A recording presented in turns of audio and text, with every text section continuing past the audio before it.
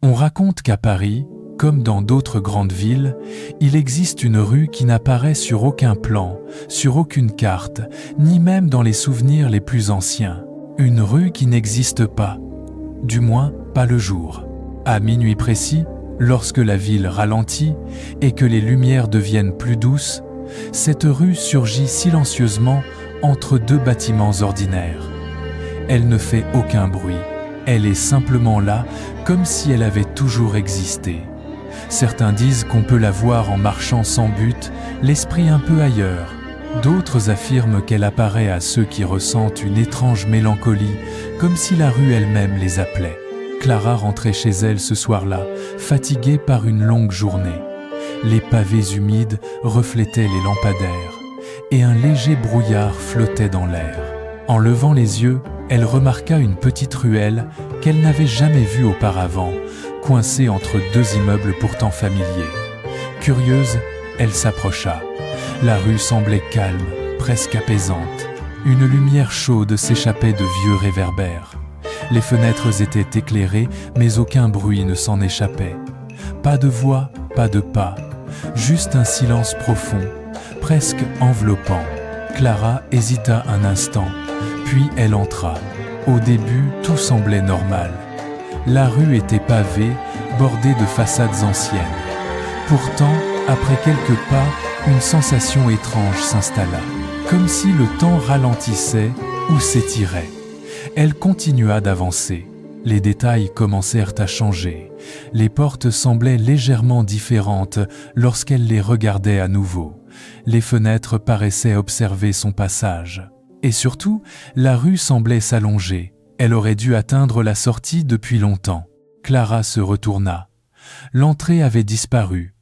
À sa place, il n'y avait qu'un mur lisse, sans porte, sans passage. Son cœur accéléra doucement. Elle essaya de se convaincre qu'il s'agissait d'un effet de la fatigue, d'une illusion, alors elle marcha plus vite. Mais plus elle avançait, plus la rue se transformait. Les lumières devenaient plus tamisées, les ombres plus profondes, et dans ce silence étrange, elle crut entendre un murmure, un souffle léger, presque imperceptible, comme une voix « Reste ». Clara s'arrêta net. Le murmure semblait venir de partout à la fois, des murs, des fenêtres, du sol lui-même. Une sensation douce, presque rassurante, tentait de l'envelopper, comme si la rue ne voulait pas lui faire de mal, mais simplement la garder. Elle ferma les yeux un instant, et dans ce silence, une pensée lui traversa l'esprit. Et si cette rue n'était pas un piège, mais un refuge, une rue pour ceux qui étaient perdus, une rue pour ceux qui ne savaient plus où aller. Lorsqu'elle rouvrit les yeux, la rue avait encore changé. Les lumières semblaient plus chaleureuses, les ombres moins menaçantes, et au loin, une silhouette apparaissait, une femme, immobile. Elle ressemblait étrangement à Clara.